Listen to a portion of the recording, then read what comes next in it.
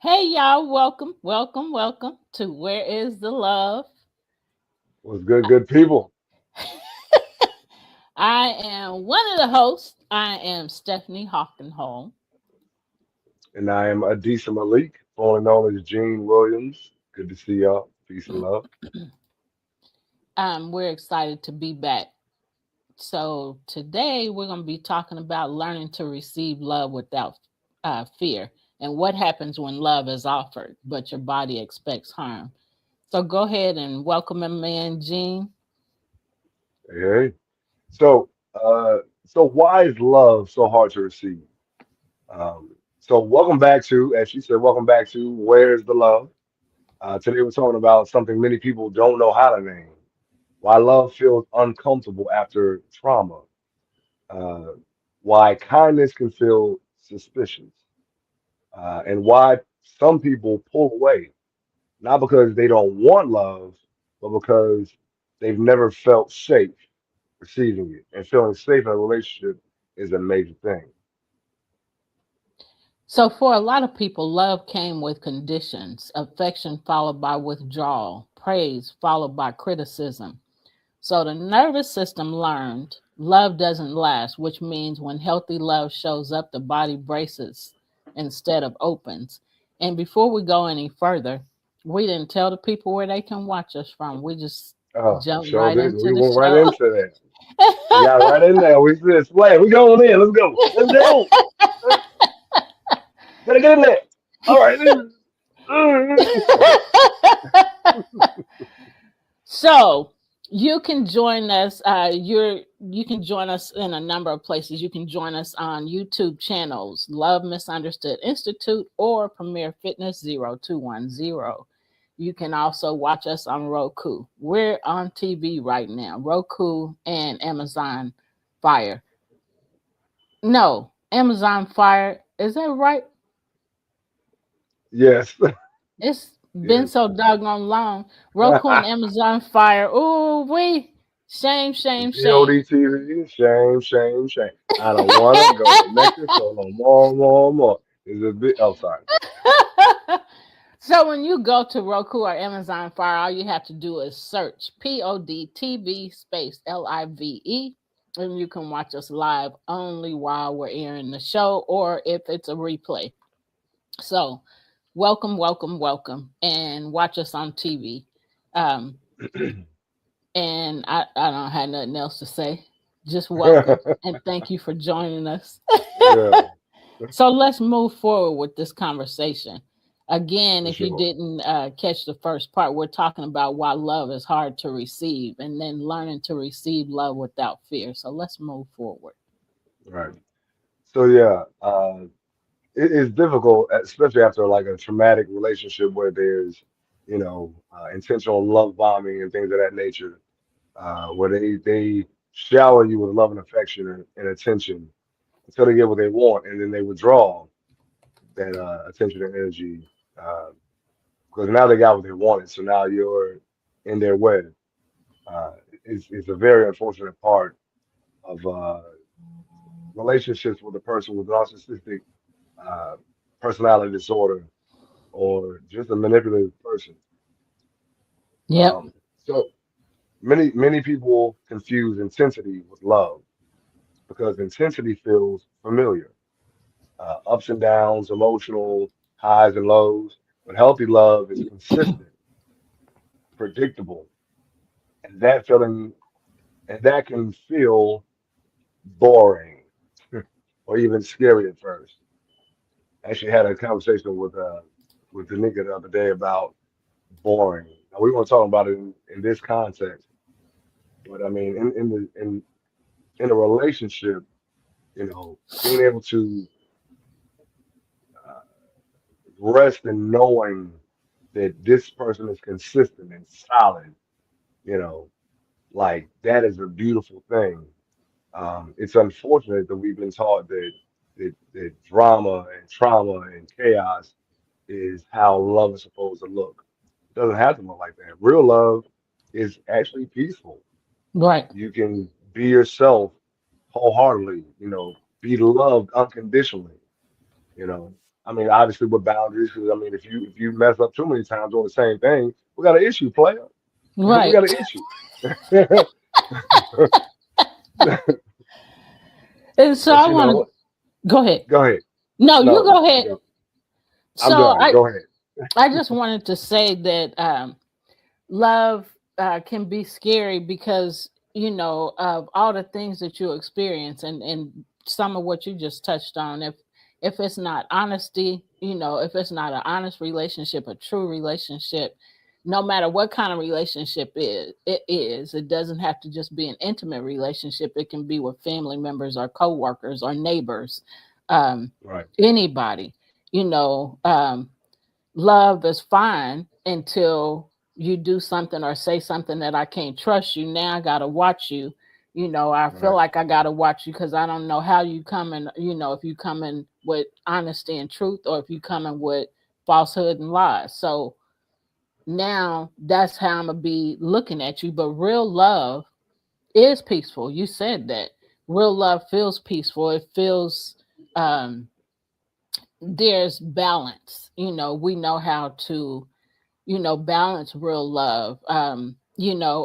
And if we're thinking about, I've been watching Jesus of Nazareth all day, and before we got on here, I, well, most of, for some hours, I looked to see how long it was. It came on at 10:30 this morning, not going off till 6 this evening. I was Oh like, wow. wow. Yeah. And I've Whole been work watching day. it for a couple, yeah, I've been watching it for a couple hours. But anyway, I forgot why I pointed that out, but real love is peaceful. It's you are treating others the way you want to be treated. Um, and if are mad or angry about something, and the way you respond to somebody or the way you react, um, the are different. You respond, not lashing out at people. You pause and take the time to respond, in a peaceful way, not in a way to attack you, not in a way to make you feel bad or make you feel ashamed or make you feel guilty. And I just shared this in a daycare training on Friday.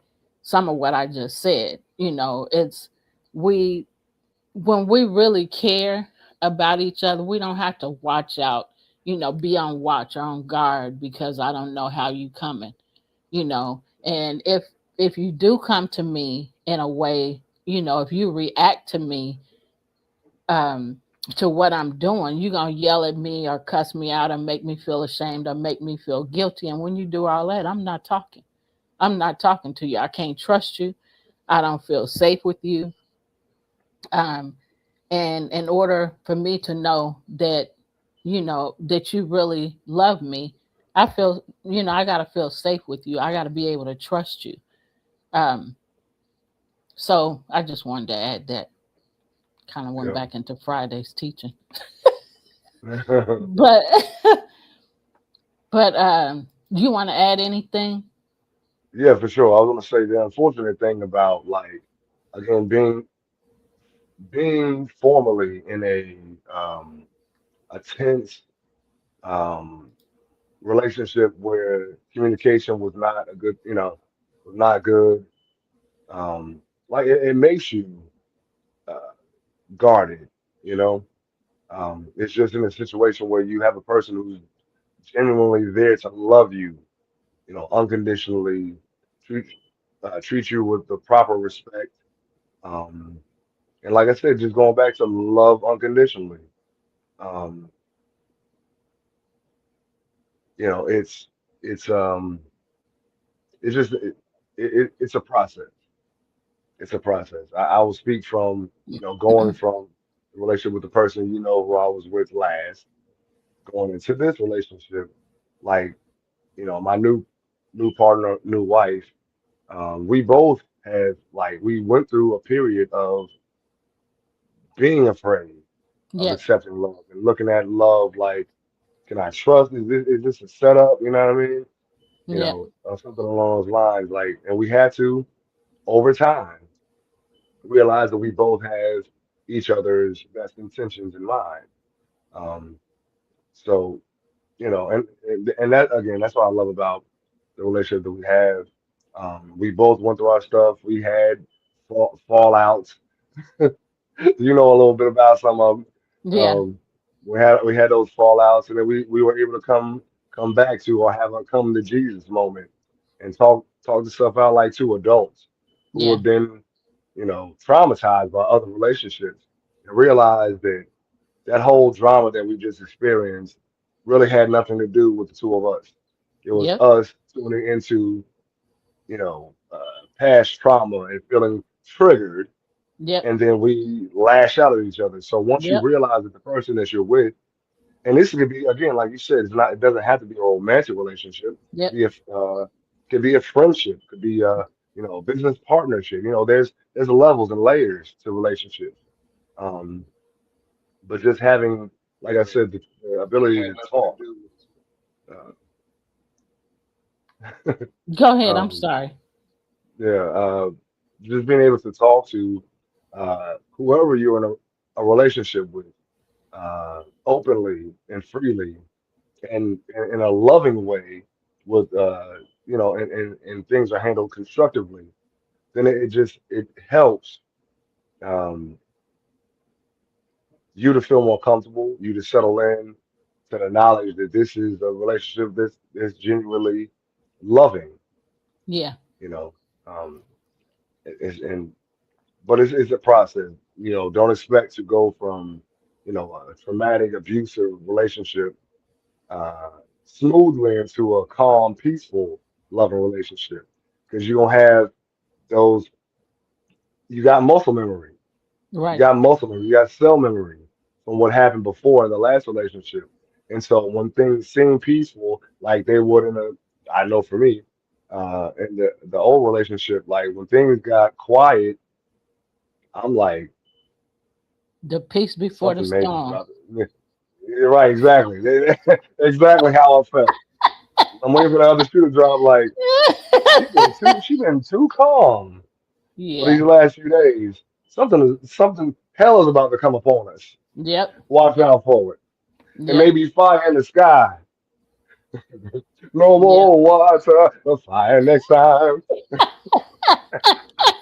It's gonna rain. It's gonna It's rain. gonna It's about to storm. it's about to storm. We're about to have a flood. Why is she so peaceful right now? This is a good thing, but not a good thing. I'm scared. I'm Mark, scared. Not Mark, scared, scared. Mark said, "Look, the calm before the storm," and he said, "Look out for that tornado personality." I'm telling you, be a So, whole Tasmanian devil type thing. I Anyway, want to make a comment about some of the things that you said. So, like your current relationship, when you come out of a relationship like the one you came out of, coming into the one that you did, both of y'all brought baggage. Both of y'all brought pain. Both of y'all brought yep, trauma.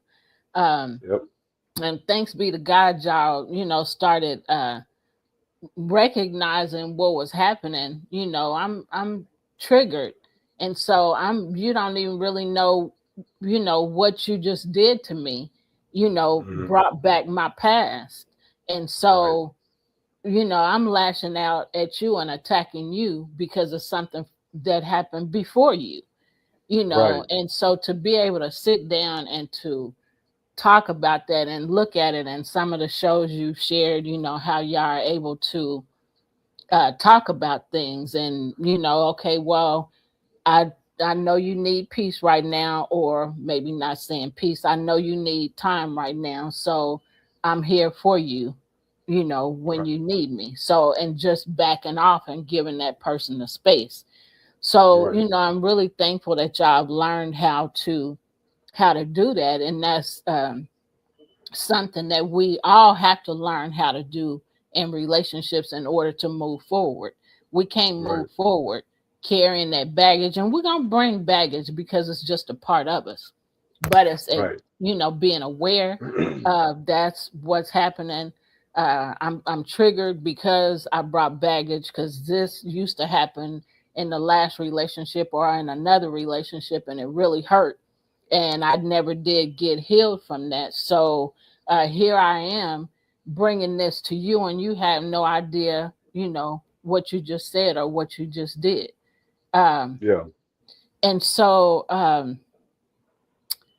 it's great to hear, hey, we take time to, and sometimes you might not always think that way, but then because you walk in together, you know how to remind each other at least, hey, um, you know, whatever This you ain't need to that. say or what, right.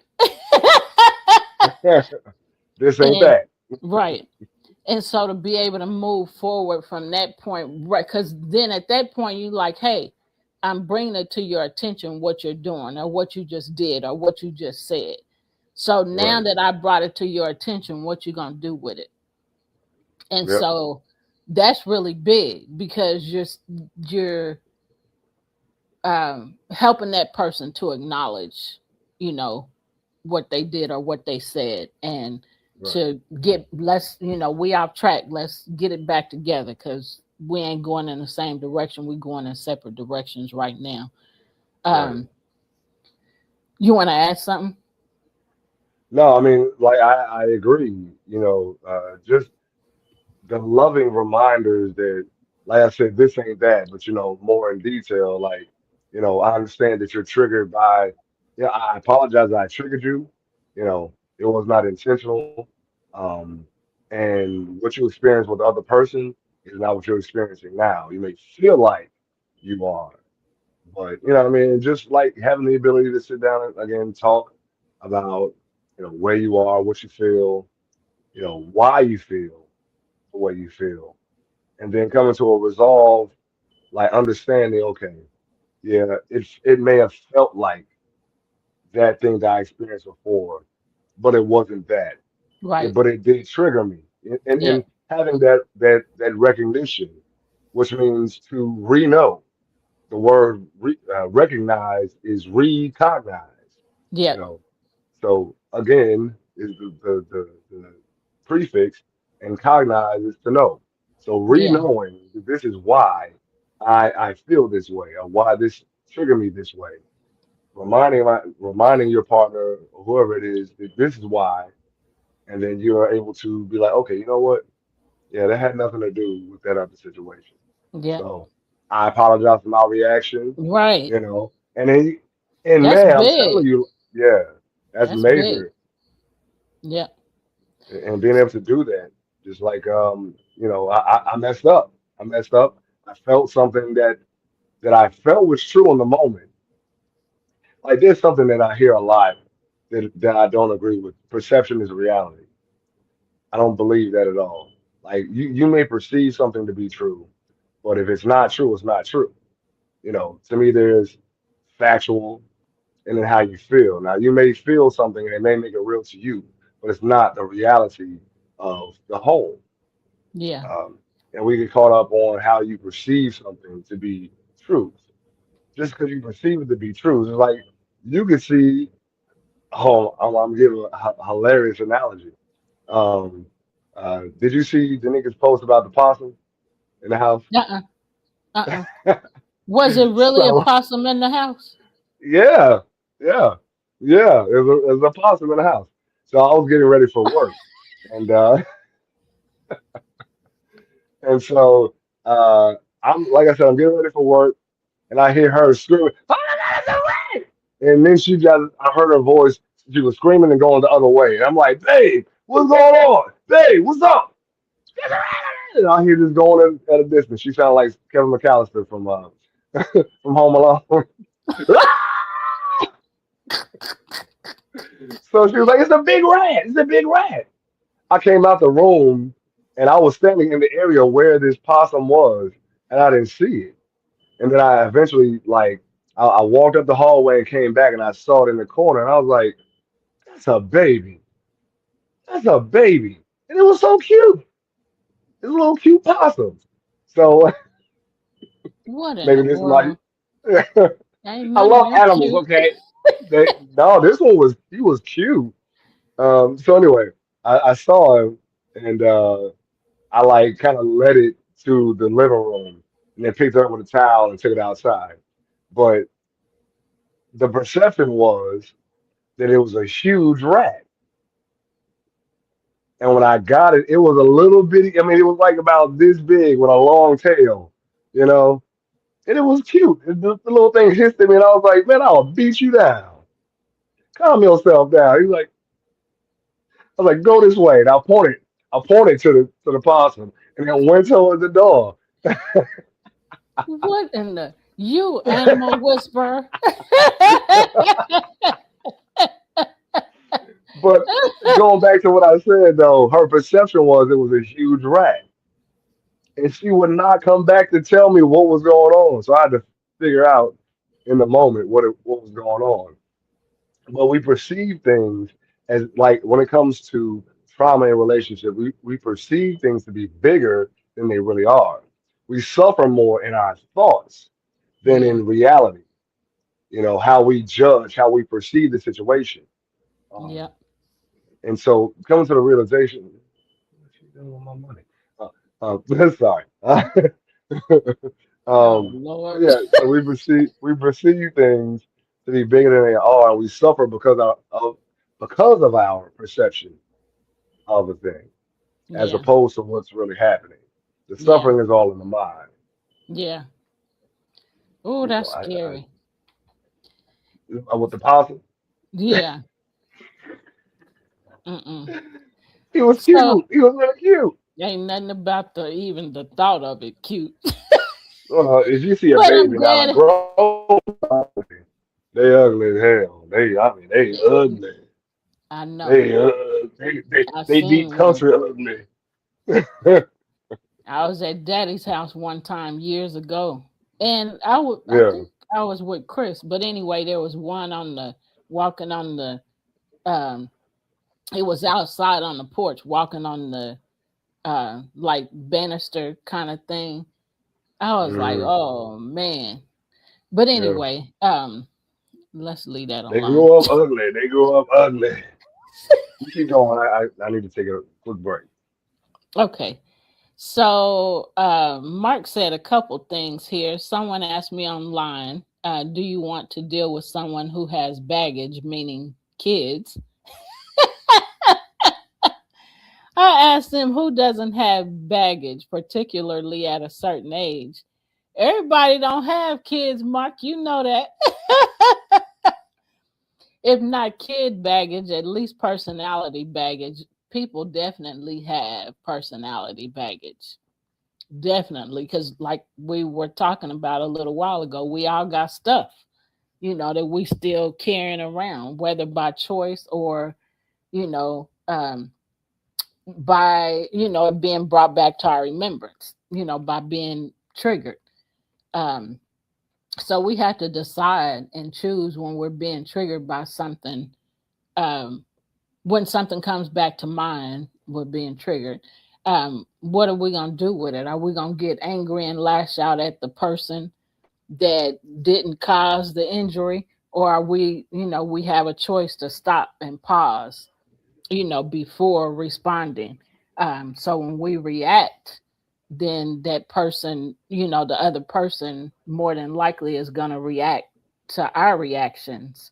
And then, like I said earlier, it doesn't create an atmosphere of trust or what's the other word? I What you know want he's to say, dealing with Ladero? the whole notion of his gardening and everything else or whatever he's getting done in his yard. But I was actually going to tease you because I don't know if you saw the next thing, but I said even Adisa's dog is a form of baggage. Sure, don't tell her that I said that because I know that dog listens. I know that dog has got human emotions. I'm convinced that she understands and speaks human.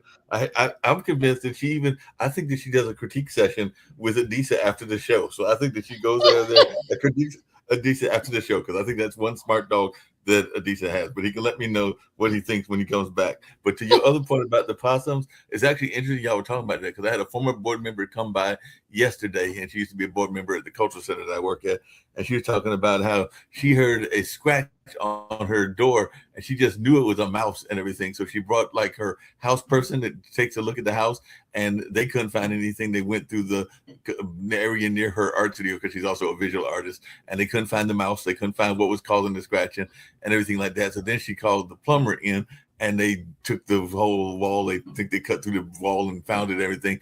It turned out that it was actually, if you have, if you don't let the water flow in sinks, it'll start collecting and everything, and it'll be dead water, which can create like a decaying odor. So that's actually what it was. It was like the water that was there creating a decaying odor and everything like that. So what she was smelling that she thought was a dead animal was actually some of that decaying kind of water, if I remember correctly, because I do know that it can leave that odor kind of smell and everything like that. So that's what she found out. And the other bad thing that can lead to is it can lead to drain flies, because they like to go in places like that where it's like dormant water and everything like that. So that can lead to drain flies, which is a whole nother problem that your house might have and everything that. So there's all kinds of things that can cause problems and everything like that. But yeah, because I know that even Mom, and that's I think the last comment that I put up there and everything. I know that she's had snakes roll into her house, and she's had birds, and we've even had birds get stuck at the haytime, and they're not fun trying to get them out, because if they fly into the building, particularly a building that's got multiple stories, then they figure that they're supposed to fly all over the place, and then you got to try to figure out how to get them out. And birds are also not the brightest animals in the world. I know I'm not getting away from the bully conversation, but I do have something I want to bring up about bullies. But birds aren't the smartest animals in the world, because we also get kamikaze birds, which means they'll see the glass. It's kind of like that commercial that you used to see. They'll see the glass and everything like that. So they think that the glass is something that they can fly through, and then they wind up committing suicide. So they wind up being kamikaze birds. While Adisa taking a break, coming back to the bully conversation, I saw something this morning that had me thinking about this and everything along those lines. There was a gentleman, they're doing some construction near our bus terminal. So there was like a piece of wood or piece of pipe, and it looked like it was a very sturdy piece of pipe and everything like that. And I'm thinking this guy might have been partially homeless or partially like in that kind of space and everything. So he actually picked it up, saw that it had some weight to it and everything like that. He's like, yeah, I'm going to keep this and everything like that. So I think he was thinking that this would be a good weapon of protection should he be getting bullied by some of the people that might be trying to hassle him, because he's in a vulnerable position, because he's like in that whole position of possibly being homeless and everything like that. But I was just laughing because I heard him and his buddy, and he picked it up and it was like real solid. And he's like, oh yeah, this is solid. I can go up somebody's head with this. So the whole animal thing, I mean, the birds, the snakes, the possums, the raccoons and mice and all of that stuff, some people might like them and some might not. And I don't like them. So I can't even imagine having to deal with any of those. But did you can deal with turtles? I told you before, my dad is an avid turtle collector. He's had everything from like the big tortoises, and that was Buttercup, which is a weird name for a turtle, but that was his turtle, Buttercup. That was a land tortoise, but he's also had like little small like pocket turtles and everything like that. So Dad has been into turtles for a year. He now has a totem image that's like a statue called Bamboo the Turtle. So it's not a real turtle, but it's a fake turtle that goes with him on trips, and he makes whole cartoons about Bamboo the Turtle and everything like that. But he has some, I think he still has some real living turtles as well. But he's always had a affinity for turtles, and I know some others that have had affinities for other small animals like hamsters and gerbils and stuff like that. But you're just saying that you're not. If it's not a dog or maybe even a cat, you're not much of a pet person at all. Right. I want it to be a dog. If it's mine, I want it to be a dog. Now, I can deal with cats better than I used to be able to.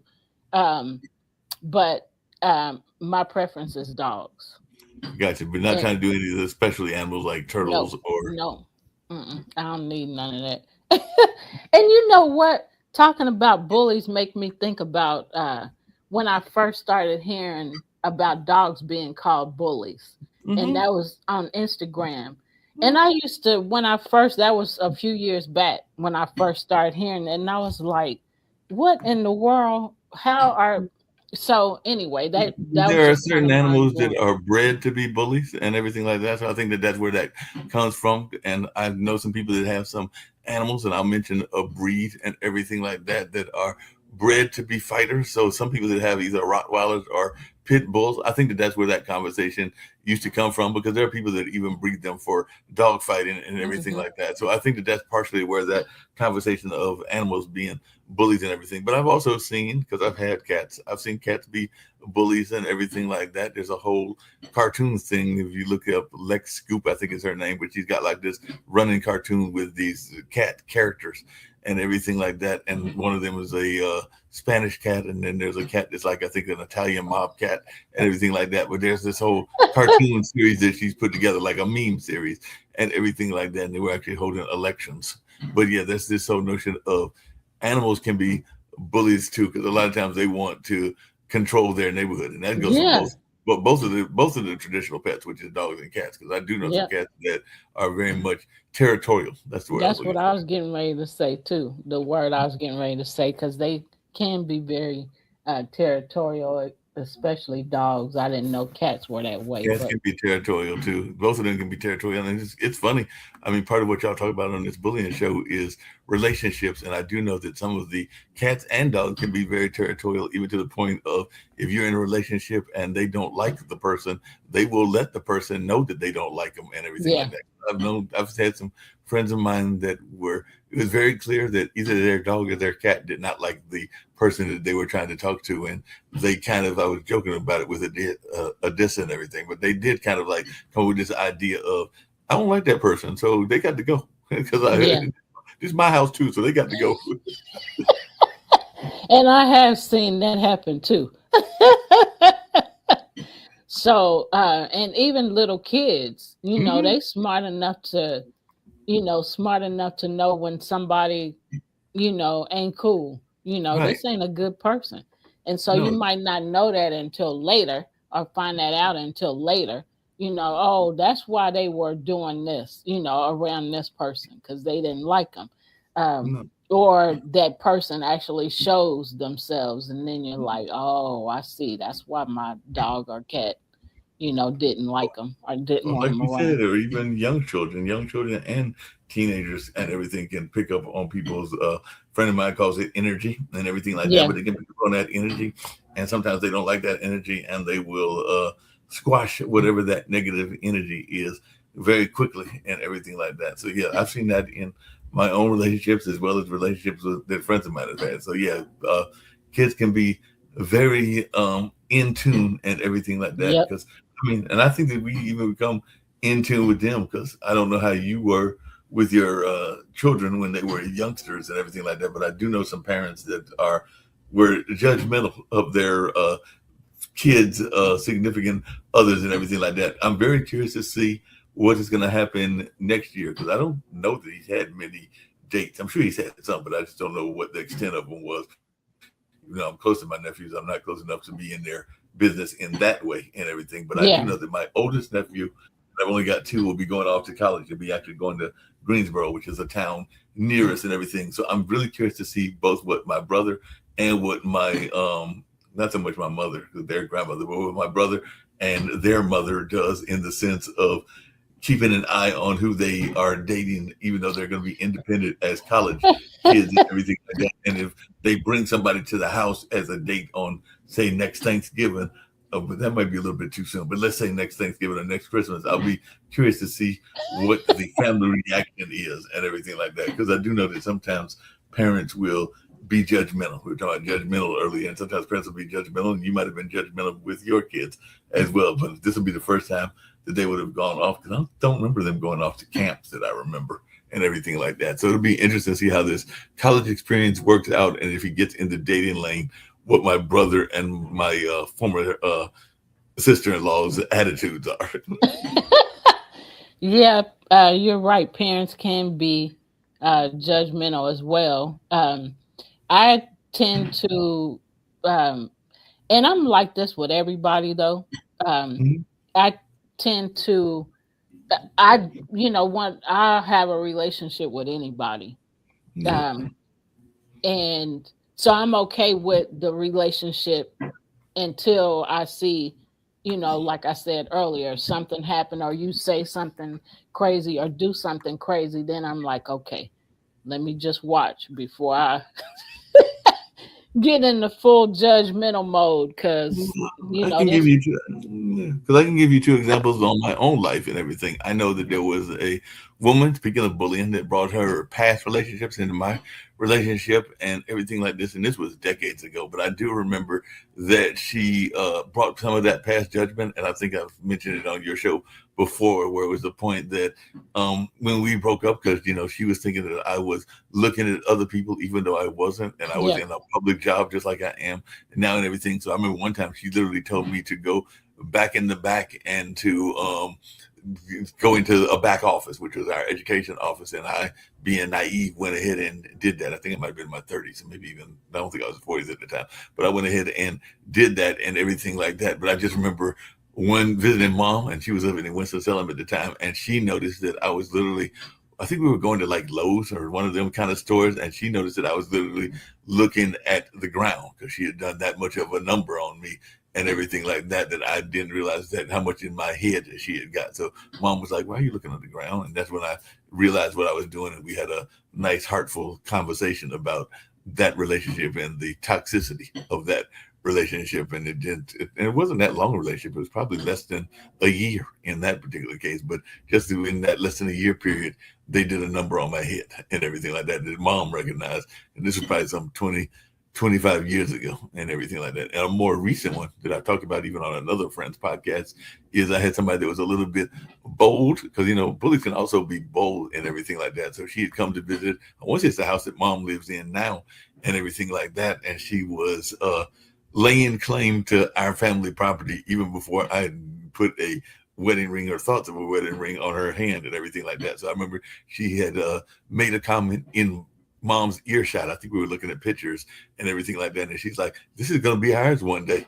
And I think mom was looking like, you haven't even proposed to this girl and you still trying to figure out if you like her. And she's laying claim to our property and everything like that. Because she's like, this is going to be ours one day. Not realizing that, I do have a younger brother. Mom's got other family members, including sisters. So there was no guarantee, because I'm sure I could find it if I wanted to, what's in the will, but there's no guarantee that I even have the house in the will. But she was Right. going to make that judgment before even knowing whether that was even the case or not. Because mom may have it where I get that, because mom's got that house. I think she's got some other property, and she definitely has other things that are of value. So there's no guarantee that the house is even going to be mine to be had. But she was going to make that claim on it even before we had established us being in a relationship.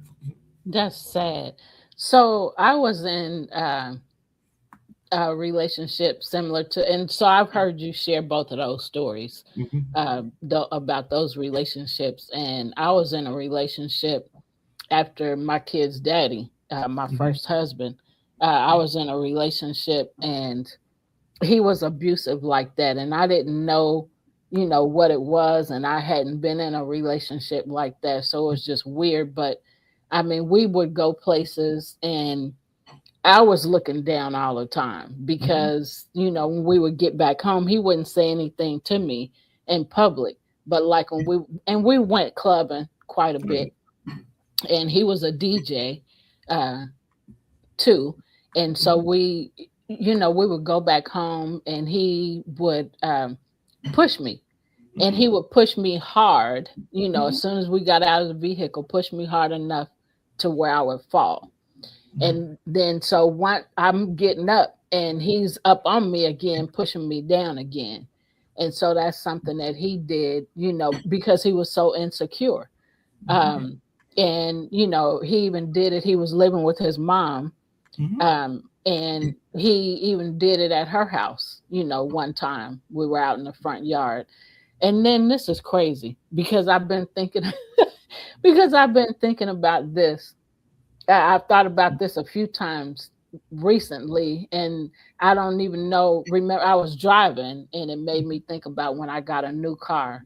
Um, and I got the car, and he was jealous because I got the new car, and he used to have a Firebird, Okay. but he ended up losing his car, and so I got a new car after that. And once I got the new car, then he was driving, and I'm in the passenger side, and I don't even remember what he said, but we were sitting there at the light, and some cars were coming from the other direction, and he pulled out there in front of the car that was coming toward us. So, it was coming sideways toward us.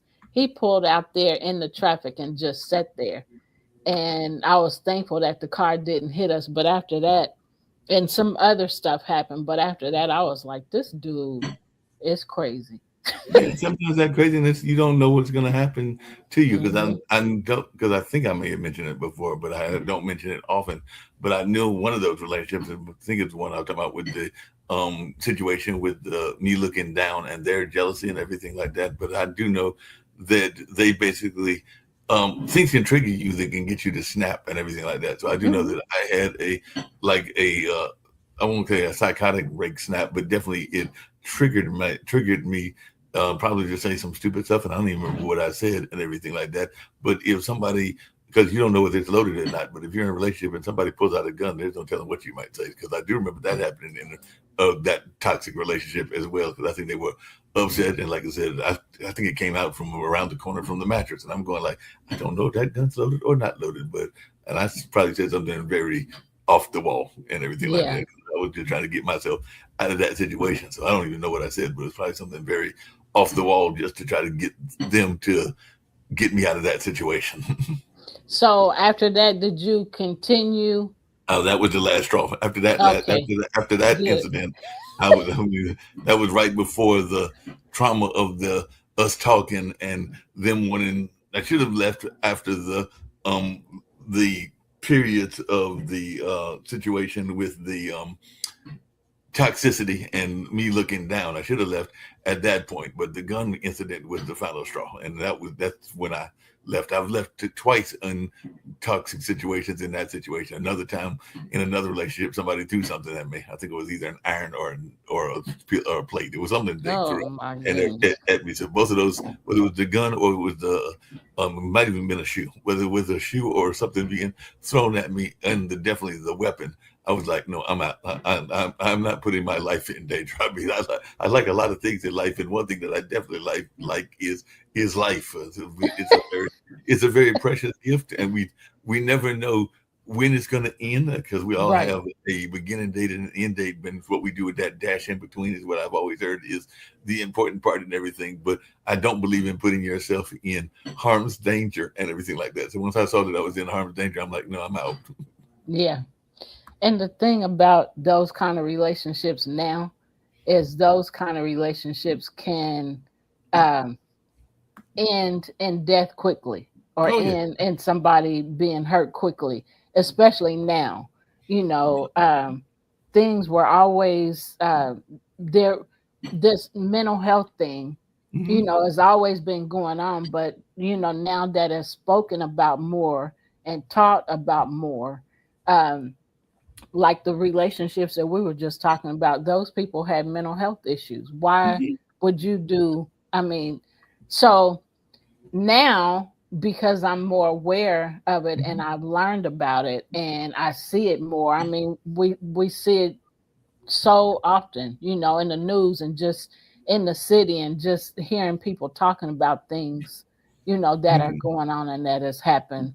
Yeah, and sometimes People, I'm sorry, and sometimes it's not just individuals that can be hurt that way because a one of those relationships I was referring to, I think it was the shoe sewing person, and they even admitted that they had some problems because they were going through some bipolar relationships, and they've been through therapy since and everything like that. And we are actually on speaking terms now as friends. I don't know that it'll ever be a relationship, but we have actually both seen the improvements on both of our sides and everything like that. But I also remember that at that time I was living with them and their kids and everything like that because they had two kids, one in high school, one at that time that was in junior high. These are both grown women now mhm, and everything like that. But I do remember that our across the street neighbor was in a toxic Okay. relationship in the sense that they were um, in fights all the time, and they were in a very toxic relationship and all along those lines. And the police responded and everything like that. And I may have shared this story with you before. I know I've definitely shared it on some of the other shows, including the one you were just talking about, the other show that I've got to get with Izzy and Coach to see when they're coming back and everything like that. But they got tased, and this was right before the pandemic, so it's probably like 10, 15 years ago and everything like that. But they got tased by the police and they lost their life. So like I said, it's also a matter of sometimes the response can also be what takes you out, because police are trained to neutralize you, and sometimes they don't know what your body situation is going to be. So sometimes if you're tased, it's only supposed to knock you out and calm you and everything like that. But some people have different reactions. So I do remember that particular person, because I remember us inquiring as to what happened, and because we saw the body under the tarp and everything like that, and he had literally been tased and killed because I think he had like a heart tremor or something going on. So when they tased him, it took him out and everything like that. And he was abusive. He was an abusive gentleman in that relationship. And I'm not saying that to say that he should have been eliminated that way, but the police didn't know when they tased him. They're just thinking that they're neutralizing him. They didn't realize that he had other issues that would cause him not to be here on this planet.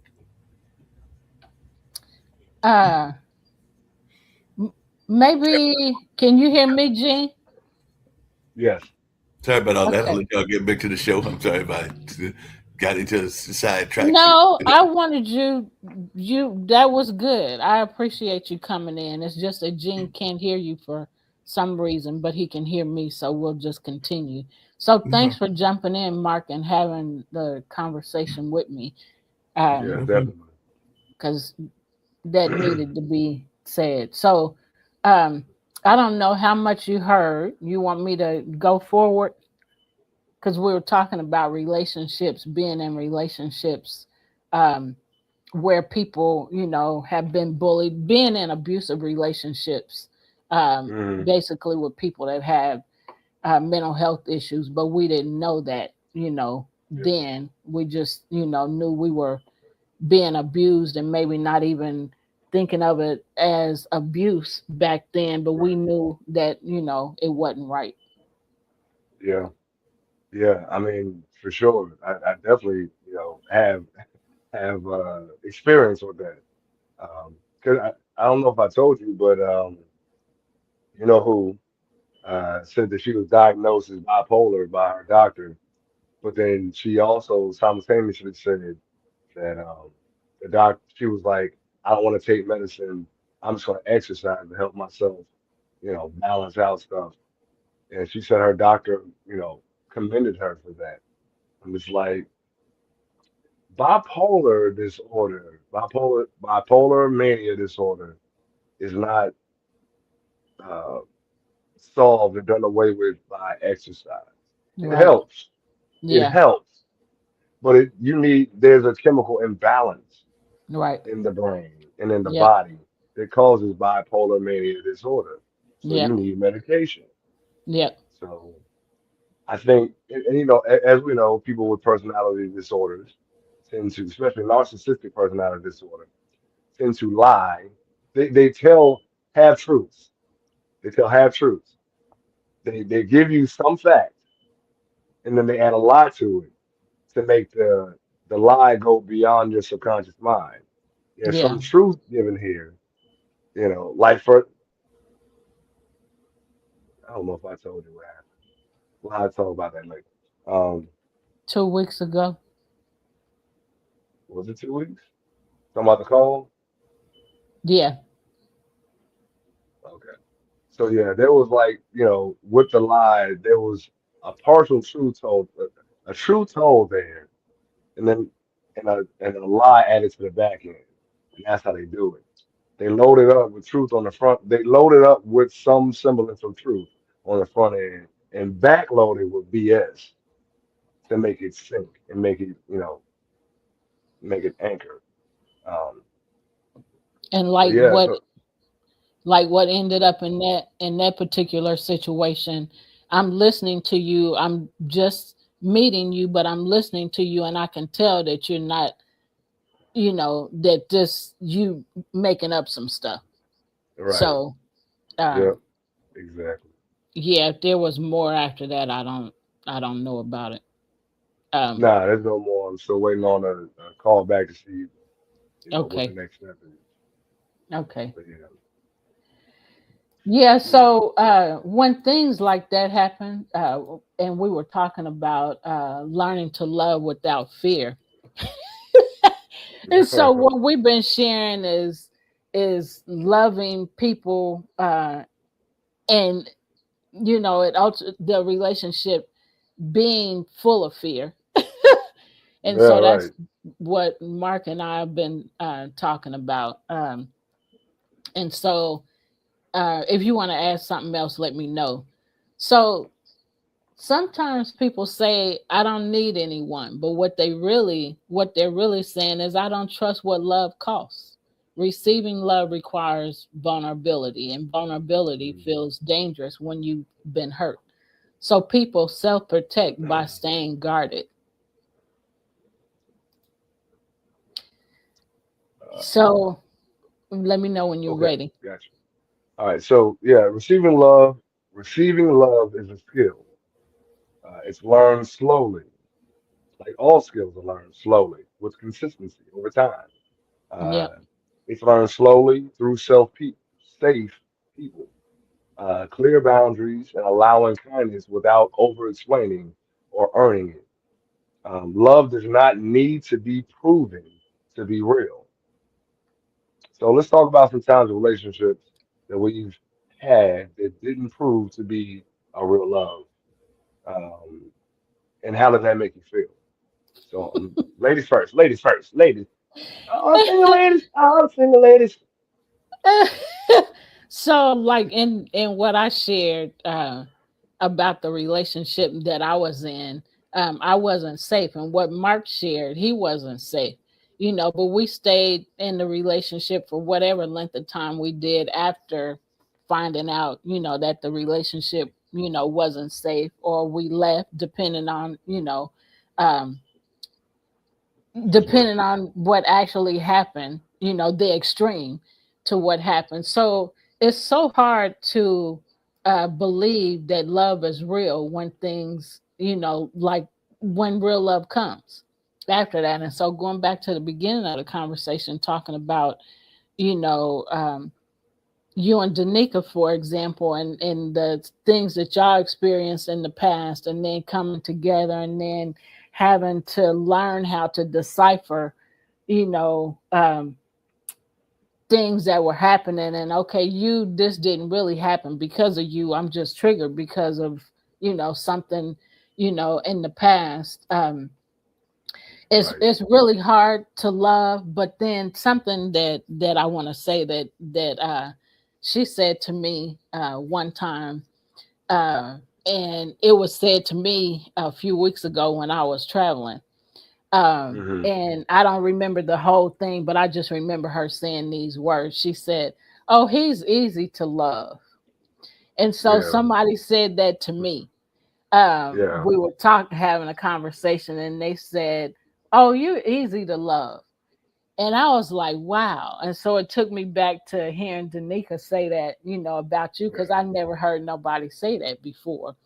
But I was Right. like, man, just even saying it now, just thinking about where Yeah. we've been, and where we are now, Right. in our minds, from the experiences that we've had, we're more at peace, and we, are, even if people don't, accept us or don't want to have anything to do with us, it's hard, but it's not as hard as it was because we've grown in this thing, and we're Yeah. like, well, I love me, you know. Right. I might not, still fully believe that I'm easy to love, but I'm getting there. I'm well on my Right. way. Yeah. Yeah. Because I will admit that like hearing that I'm easy to love, and then the BS that I went through in the last relationship, like Yeah. it feels hard to believe. Yeah. Like my immediate thought is then why have I been through so much ish with Yep. people? You Yep. know, like I love unconditionally. I'm a 100% either 0 or 100. There's no Yep. middle ground for me. I'm Yep. all in with you, or I'm all out with you. Yep. So hearing that, I'm easy to love, like, yeah, even past relationships, I never felt like that. Felt like Yeah. maybe I was difficult, too intense, I required too much or whatever, um, from my partner. So hearing that I'm easy to love is a blessing. That I still have to believe within myself. Cause she tells me that often. I tell her every once in a while, like, thank you for loving me unconditionally. Yep. She be like, baby, you're easy to love. Yep. And immediately I'm like, I don't believe that. I couldn't be too easy And to that's the love. problem. That's the Right. Yeah. problem. We don't Yeah. believe it ourselves, you Yeah. know. So we're gonna get there though. Because Yeah. when I Right. heard Right. those words, like I said, it just took me right back to hearing Danica say that about you, because that was the first time. And Yeah. then the second time to hear it, About said yourself. about me, I was like, Yeah. wow. And so I was experiencing a lot of love, understanding a lot of love, on that last Yeah. trip. And Yeah. so, I really understood that the people that I was with, they really loved me. And I Yeah. really, the ministry team. And then I Yeah. really understood that God loves me. I mean, Yeah. He really loves me to have me in these, you know, in these places. Situations. Yeah. Yeah. And Right. so, and then something I can say on here, that I'm experiencing now is a changing of the guard. And to hear Mm. those words this week, and then to see the things that I'm going through and the things that I'm experiencing and how I'm not freaking out, like I used to. I used to freak out when certain things was like what's been happening in my life is going on. Yeah. But I know that I know how to love me now. I know how to appreciate me. I know how to, have peace. I demand peace. I know how to Man, I accept. love that. I know how to accept when somebody, ain't feeling me. I ain't feeling. I'll just say ain't feeling me. In whatever way. In a whatever kind of relationship. And so it feels so good to be in the skin. I'm There saying we it go. like that, but I don't know how else to say it. It just feels great. So to be able to be loved and to hear, I love you, and to know that, this person or these people, or, Right. like I said, that God really loves me. It's like, I mean, it just takes that sadness of the desire to be wanted Yeah. away. Yeah. I am wanted. It might not be by you and you and you and you and you, Right. but Right. I'm fine. Yeah. Yeah. So, Yeah. and I put, go ahead. I was just gonna say it's a beautiful thing to be truly loved unconditionally and accepted unconditionally. You Yep. know, um, that's man, like that is I can't even really explain it the way I want to. It's like it lifts a load off of you. Like I am somebody. I am Right. important. I am smart. You know, Right. Hey, the feel. Pamela. We Hey, love hey, you too, honey bun. She said she miss us. We miss you too. man, miss you too.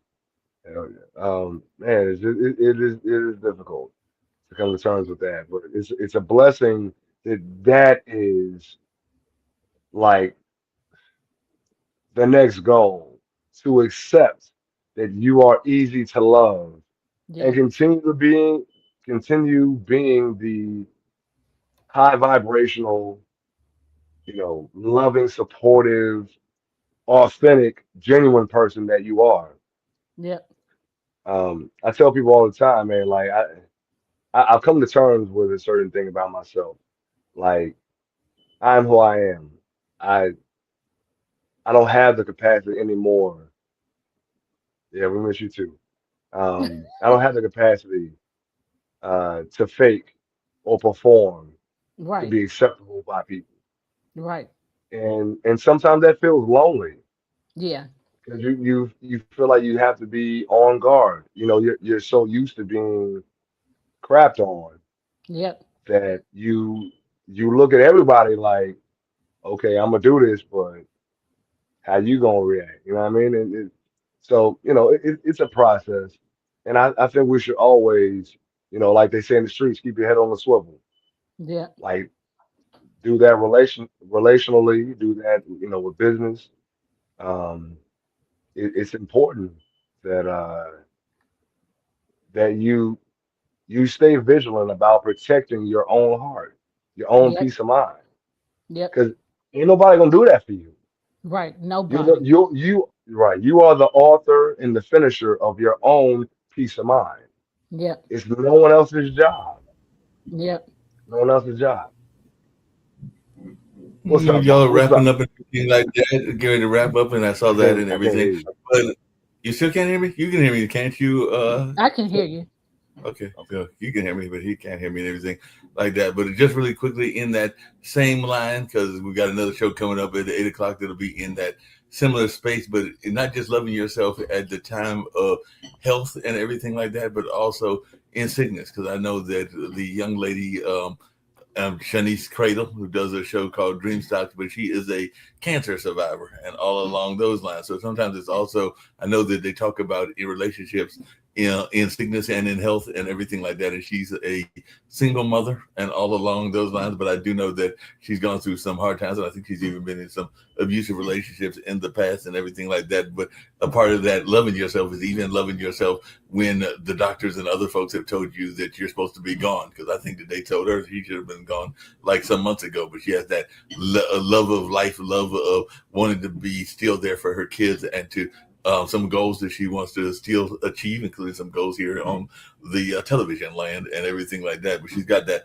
positive attitude, and that's an important part of the whole conversation, even when fighting against bullies and everything. That's that line as well. So I know that her show will be coming up at 8 o'clock. She actually just sent me a new episode and everything like that. But yeah, I do know that that's a conversation that even she brings up because whether it's new relationships or whether it's old relationships, they have to understand that they are getting the whole her, meaning they're getting the whole person that is this lovely woman and everything. But they also have to realize that they are dealing with somebody that has ailments. I mean, I can say the same thing about my younger brother who's got MS and everything like that. So a lot of times people are not willing to deal with that. And sometimes you even wind up bringing, speaking of baggage, past situations. Because I know that even his now ex-girlfriend and everything, she had never really gotten over her ex-husband and everything like that, which is part of the reason I think that they're not together anymore is because she was still coping with that loss and probably still had not fully healed from her past loss of her husband, even though that was several years ago, and she's been dating my brother for a number of years and everything like that.